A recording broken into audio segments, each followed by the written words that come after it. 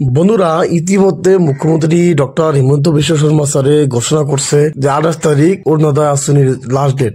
তো বন্ধুরা, ফাইনালি ভেরিফিকেশনের কাম কমপ্লিট হয়ে গেছে। তো মুখ্যমন্ত্রী স্যারে কি ঘোষণা করছে আমি আপনাদেরকে জানাই দিয়ে আসি। তো বন্ধুরা, ভিডিওটা স্কিপ না করে ফুল ভিডিও দেখতে থাকুন। অরুণোদয় নোপোয়া লাখ লাখ মহিলার ভাবে ডাঙ্গর খবর। তো বন্ধুরা, অরুণোদয় যেগুলা ব্যক্তি পানায় সেগুলা মহিলার জন্য খুব ভালো একটা খবর জানাইছে মুখ্যমন্ত্রী। অরুণোদয় আসনিত আবেদনের ভাবে কালেই অর্থাৎ 28 ডিসেম্বর 29 তারিখ। তো বন্ধুরা, অরুণোদয় আসনির যদি আপনারা আবেদন না করে থাকেন 28 তারিখের ভিতরে যেগুলা ব্যক্তি আবেদন করতে পারবো, আর 28 তারিখ যদি পার হয়ে যায় তাহলে কিন্তু অরুণোদয় আসনির জন্য আবেদন করতে পারবো না। অলরেডি মুখ্যমন্ত্রী স্যারে কিন্তু ঘোষণা করছে, যদি আপনি নাম অন্তর্ভুক্ত করা নাই গাঁও হবাত শীঘ্রই অন্তর্ভুক্ত করক আপনার নাম। তো বন্ধুরা, অরুণোদয় আসনির জন্য যারা গাঁও সভা হয়েছে, তো সেই গাঁও সভায় যদি আপনারা অরুণোদয় আসনির জন্য আবেদন করে না থাকেন অতি শীঘ্রই আপনারা আবেদন করে নেন। তা না হলে আপনাদের অরুণোদয় আসনির থেকে নাম কিন্তু আগে থেকে যদি টাকা পাওয়া থাকেন অরুণোদয় আসনির, তাহলে কিন্তু অরুণোদয় আসনি থেকে নাম কাটা যাবো। আর যেগুলা নতুন করে অরুণোদয় আসনির জন্য আবেদন করবেন বা করছেন তারা কিন্তু অরুণোদয় আসনির জন্য টাকা পাবেন, তাদের কিন্তু সিলেকশন হবে। অন্যথা না পাবো অরুণোদয় আসনি। তো বন্ধুরা, যদি আবেদন করে না থাকেন তাহলে কিন্তু অরুণোদয় আসনি পাবেন না। আসনিত আপনার নাম কি ধরে হব অন্তর্ভুক্ত। তো বন্ধুরা, অরুণোদয় আসনিত আপনারা কিভাবে নাম অ্যাপ্লাই করবেন, তো সেই বিষয়ে কিন্তু মুখ্যমন্ত্রী স্যারে কইছে, যদি আপনার নাম অন্তর্ভুক্ত করা নাই গাঁও হবাত শীঘ্রই অন্তর্ভুক্ত করক আপনার নাম। তো বন্ধুরা, অরুণোদয় আসনি 3.0 জন্য যেটা গাঁও সভা হয়েছে, সেই গাঁও সভায় যদি আপনারা অরুণোদয় আসনির জন্য অ্যাপ্লাই করে না থাকেন তাহলে অতি শীঘ্রই আপনারা অরুণোদয় আসনির জন্য আবেদন করেন। তা না হলে বন্ধুরা, আবেদনের যেটা টাইম আছে সেই সময় যদি ফুরিয়ে যায় তাহলে কিন্তু আপনারা আবেদন করতে পারবেন না। আর আবেদন না করলে কিন্তু আপনারা অরুণোদয় আসনির থেকে বঞ্চিত হবেন। অন্যথা না পাবো আপনি অরুণোদয় আসনি। যদি আপনারা আবেদন করে না থাকেন তাহলে কিন্তু আপনারা অরুণোদয় আসনি পাবেন না। আর যদি আবেদন করে থাকেন তাহলে কিন্তু আপনারা অরুণোদয় আসনি পাবেন। তো বন্ধুরা, অতি শীঘ্রই অরুণোদয় আসনির জন্য আবেদন করে নেন। তো মুখ্যমন্ত্রী স্যারে ঘোষণা করছে, যেগুলা ব্যক্তি অরুণোদয় আসনির জন্য আবেদন করে নাই সেগুলা ব্যক্তি তিনি অতি তাড়াতাড়ি অরুণোদয় আসনির জন্য আবেদন করে। অরুণোদয় আসনির হিতাধিকারী হবর ভাবে নতুন করে নির্ধারণ করা হয়েছে যোগ্যতা। তো বন্ধুরা, অরুণোদয় আসনি কোন কোন ব্যক্তি পাবো, তো সেই ব্যক্তিগুলা কিন্তু বাছনি করছে। আর সেই ব্যক্তিগুলা কি কি যোগ্যতা থাকা লাগবো অলরেডি কিন্তু মুখ্যমন্ত্রী স্যারে জানাই দিছে। প্রতি গৰাকী আবেদনকারী অসমৰ বাসিন্দা হব লাগিব। তো বন্ধুরা, যেগুলা ব্যক্তি অরুণোদয় আসনির জন্য আবেদন করব সেইগুলা ব্যক্তির কিন্তু আসামের থাকা লাগবো। আর যদি আসামের বাইরে হয় তারা কিন্তু অরুণোদয় আসনির জন্য আবেদন করতে পারবো না। আবেদনকারীর হাতত থাকিব লাগিব সক্রিয় আধার কার্ড আর রেশন কার্ড। তো বন্ধুরা, যে ব্যক্তিগুলা অরুণোদয় আসনি 3.0 জন্য আবেদন করব সেই ব্যক্তিগুলার কিন্তু থাকতে লাগবো আধার কার্ড আর তার সাথে রেশন কার্ড। রেশন কার্ড আর আধার কার্ড থাকা ব্যক্তি অরুণোদয় আসনি 3.0 জন্য আবেদন করতে পারবো। আর যদি রেশন কার্ড আর আধার কার্ড না থাকে সেই ব্যক্তিরা কিন্তু অরুণোদয় আসনির জন্য আবেদন করতে পারবো না। রেশন কার্ড থাকা প্রতিটা পরিয়ালেই মহিলাই পাবো অরুণোদয় আসনি। তো বন্ধুরা, যেগুলা মহিলা মানুষের রেশন কার্ড আছে তো প্রত্যেকটা মহিলাক দেব অরুণোদয় আসনি। আয়র প্রমাণপত্র না থাকিলেও করিব পারিব আবেদন। তো বন্ধুরা, আপনারা যদি ইনকাম সার্টিফিকেট যদি না বানায় থাকেন তাহলেও কিন্তু আপনারা অরুণোদয় আসনির জন্য আবেদন করতে পারবেন।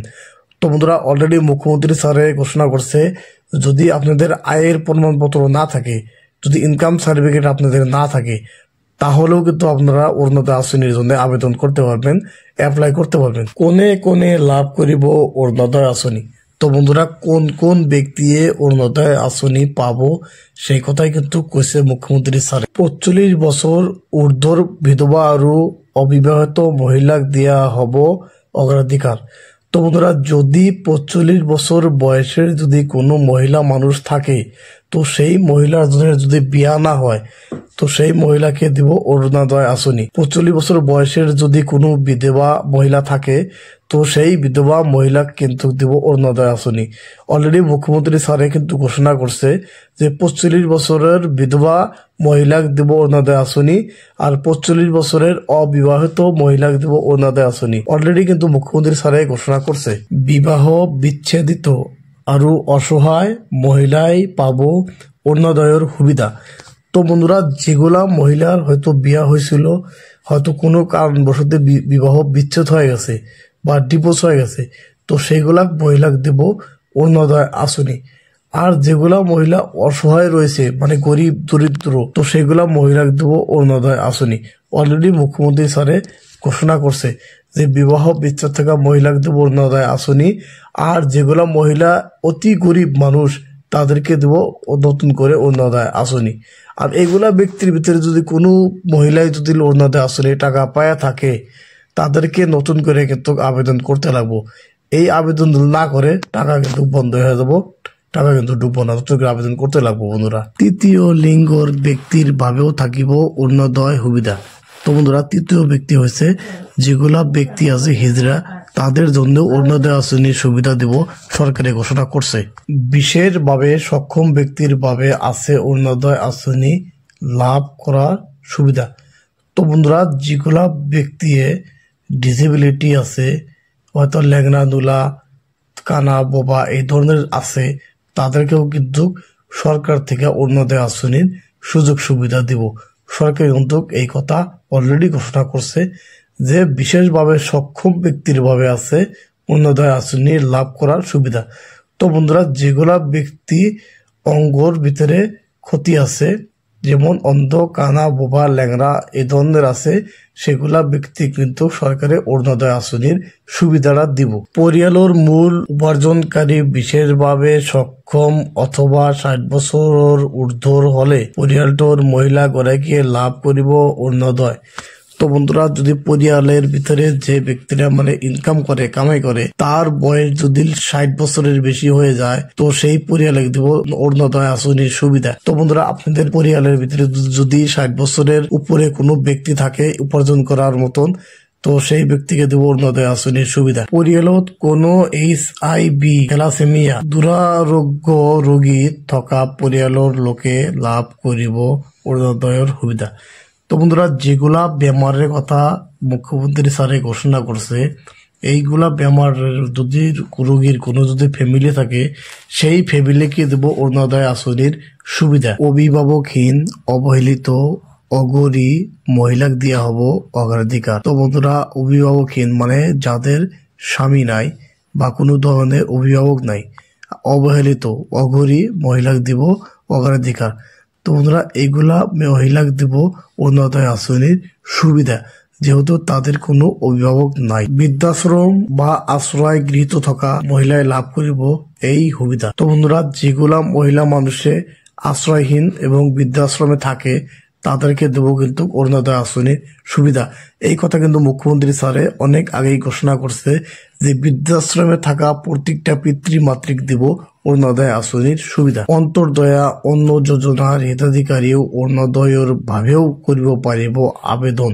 তো বন্ধুরা, যেগুলা মানুষের অরুণোদয় আসনি অ্যাপ্লাই করে নাই, যাদের অন্তর্দয়া রেশন কার্ড আছে, তারাও কিন্তু অরুণোদয় আসনির জন্য আবেদন করতে পারবো, যেহেতু তাদের অন্তর্দয়া রেশন কার্ড আছে।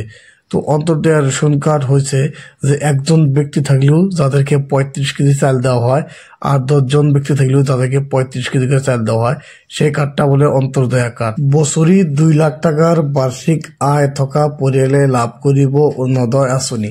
তো বন্ধুরা, যেগুলা ফ্যামিলি প্রত্যেক বছরে 2 লাখ টাকা করে ইনকাম করে, তো 2 লাখ টাকা ইনকাম থাকা পরিয়ালে অরুণোদয় আসনির জন্য আবেদন করতে পারবো। আর যাদের 2 লাখ টাকার উপরে বছরে ইনকাম আছে, তারা কিন্তু অরুণোদয় আসনির জন্য আবেদন করতে পারবো না। তো বন্ধুরা, মুখ্যমন্ত্রী স্যারে কি ঘোষণা করছে আমি আপনাদেরকে দেখা দিলাম, জানাই দিলাম। তো বন্ধুরা, যদি আপনারা গাঁও সভা যদি আপনারা অরুণোদয় আসনির জন্য আবেদন করে না থাকেন, তাহলে আপনারা অতি শীঘ্রই অরুণোদয় আসনির জন্য আবেদন করে নেন। তা অলরেডি কিন্তু লাস্ট ডেট আরম্ভ হয়ে গেছে, তো আপনারা খুব শীঘ্রই পারেন অরুণোদয় আসনির জন্য আবেদন করেন। যেগুলা ডকুমেন্টস লাগে ডকুমেন্টস গুলা রেডি করে অতি তাড়াতাড়ি জমা দিয়ে দেন। তো বন্ধুরা, যদি ইনফরমেশনটা ভালো লাগে চ্যানেলটাকে সাবস্ক্রাইব করবেন, লাইক করবেন, শেয়ার করবেন। ধন্যবাদ ফ্রেন্ডস।